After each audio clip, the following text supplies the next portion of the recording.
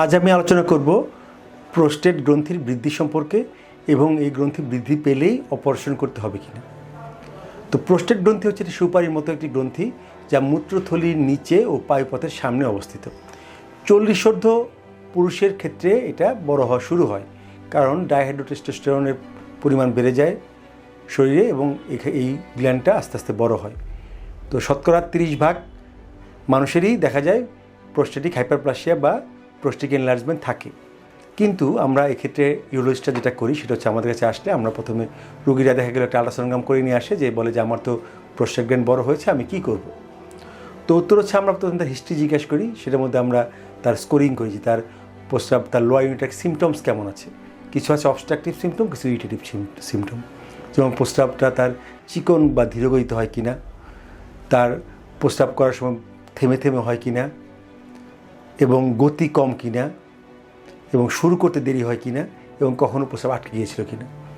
আবার ইরিটেটিভ ফিচারের মধ্যে তার ঘন ঘন প্রস্রাব হয় কিনা, যেমন দেখা গেলো দিনের বেলায় 8 থেকে 10 বার, রাত্রিবেলা 3-4 বার উঠতে হচ্ছে, এবং প্রস্রাব বেগ পেলে থেমে রাখতে পারছে না, সেই অবস্থা আছে কিনা, এবং রাত্রে বারবার উঠতে হচ্ছে, এবং কখনও প্রস্রাব ঝরে যায় কিনা, অর্থাৎ ইনকন্টিনেন্স হয় কিনা।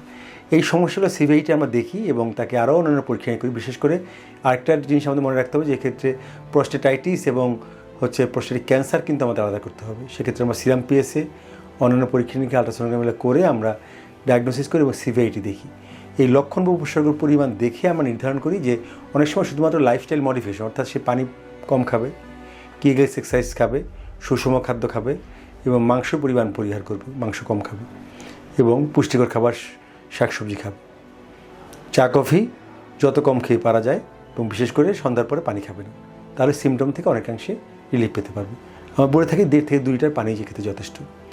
যদি এই সব চিকিৎসায় কাজ না হয়, তখন সেক্ষেত্রে আমরা কিছু ওষুধ তাকে দিয়ে থাকি।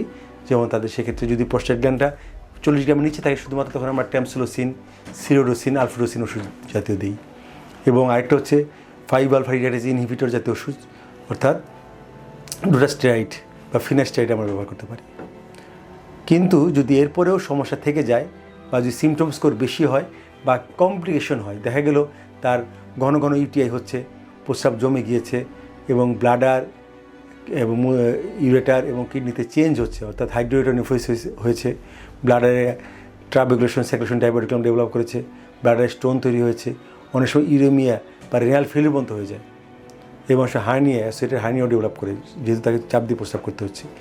যদি এসব সমস্যা হয়, তাহলে খুব সামান্য সংখ্যক লোকেরই কিন্তু অপারেশন লাগছে। বেশিরভাগ ক্ষেত্রেই হয় তার লাইফস্টাইল মডিফিকেশন কিংবা ওষুধ দিয়ে কিন্তু কাজ হচ্ছে। কাজেই প্রোস্টেটের বৃদ্ধি পেলে আতঙ্কগ্রস্ত হওয়ার দরকার নেই। একজন ইউরোলজিস্টের শরণাপন্ন হন, ইউরোলজিস্ট আপনাকে দেখবেন, পরীক্ষা করবেন এবং আপনাকে একটু ভালো পরামর্শ দিবেন, এবং সব ধরনের অপারেশন আমাদের দেশেই হচ্ছে। কাজেই প্রোস্টেট সমস্যা হলে আতঙ্কিত না হয়ে যে কোনো ইউরোলজিস্টের শরণাপন্ন হন।